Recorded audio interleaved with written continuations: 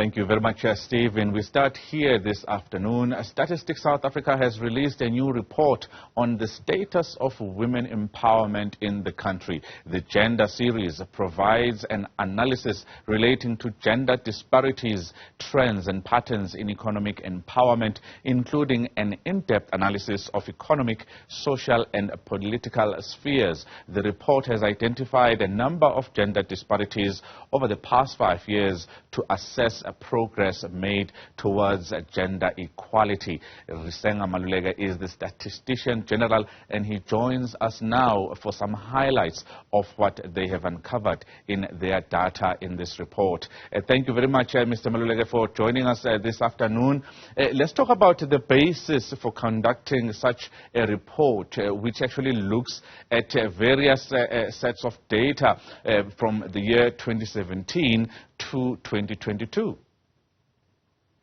Kolani, let me greet you and greet the viewers at home and indicate that this is the 9th series in terms of the reports that we've been making available as StatsSA in relation to tracking the issues of empowerment of women, particularly in relation to policies that we have in our country, as well as internationally on SDGs that talk to issues of empowerment of women. Having said so, we try and pull every 5 years. So the previous one would have looked at 2016 to 2021. This one looks at 2017 to 2022.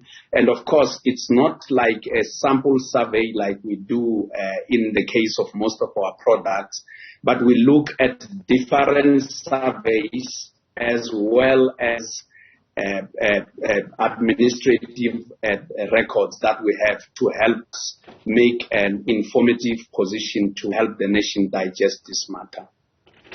Let's talk economically. I know you looked at 3 spheres, and we're going to get there. Economically, the report shows that between 2017 and 2018, the majority of females in the country indicated that grants were the main source of income, followed by remittances, while males indicated that their income comes from a business. At least 70% of those who were actually part of this data that you looked at.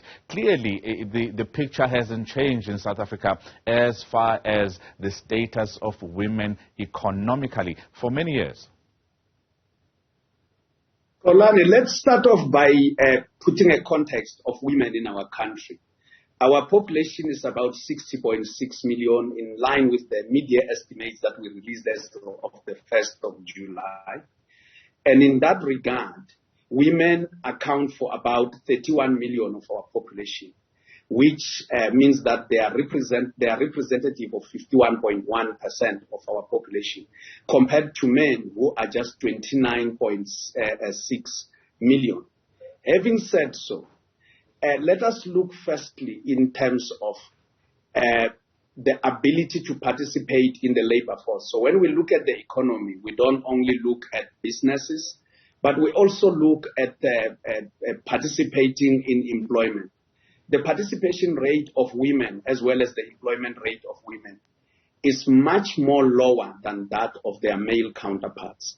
Whereas when we move to inactivity and being unemployed, women all of a sudden lead the pack. Having said so, let us look at business ownership. In terms of salaries, before we talk about women, South Africa's average main household income is salaries sitting at 52%. The Eastern Cape and Limpopo are sitting at about 37% and 42%.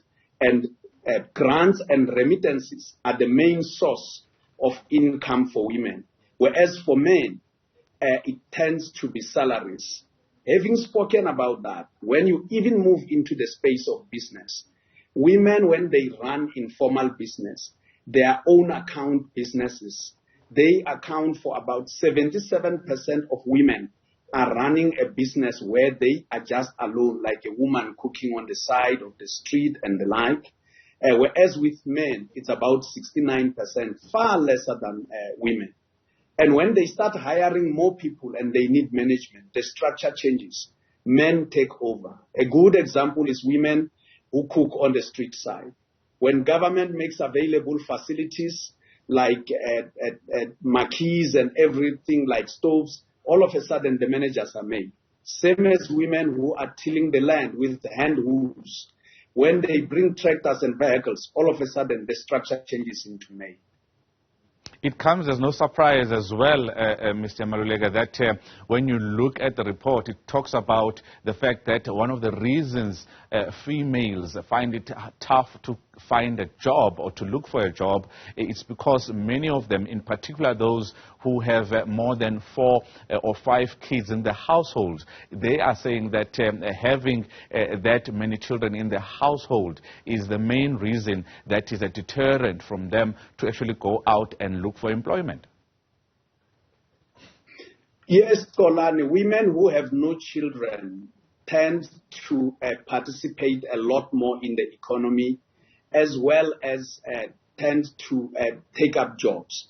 But the participation starts to decline with the number of children. Women with 1 or 2 children participate less than women with no children.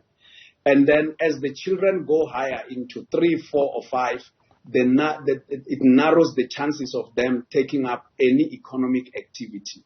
Having said so, we should also look at South Africa's fertility patterns, in that many women, especially in our urban centers, and many women who have access to education, tend to delay the years at which they want to have children. That by the time they have children, they are usually in their late 20s, their 30s. So the number of children they would have remain less while they have pursued career options. The report also actually speaks about when you look at the public sector, the males holding the majority of senior management posts and middle management positions as well. You also looked at the political side of things, how the gender parity trends have changed. Has there been any change in the past 5 years looking at the data? Certainly. Let us look at the political space. In relation to National Assembly, we can see that women moved from about 33% all the way to about 46%. It's still not enough to give us parity. But in government, in cabinet, we already have 50% parity in terms of the number of women versus males. Now, when you look at the NCOP and the premiers, and with premiers we went up to 2019 because that's when we had the general elections, the number of premiers was far less. Actually, it had declined between 2017 and 2022. Having said so, let us look at the number of mayors. Only 3 in 10 mayors in the country are female. And the situation is much more worse in the Western Cape, in KwaZulu-Natal, and in other parts of generally rural provinces. Now, yet women are the ones that participate the most in elections. In terms of national elections of 2019, women, the participation, voter turnout of women was sitting at about 56.9%. And in local government 2021, the participation of women in terms of voter turnout was sitting at 57%, far higher than their male counterparts. Yet, when they go and elect, they elect males. And the issue is that by the time elections are ahead, decisions as to who will be a public representative have already been made. Mr. Risenga Maluleke is the Statistician-General at StatsSA. Thank you very much for your time.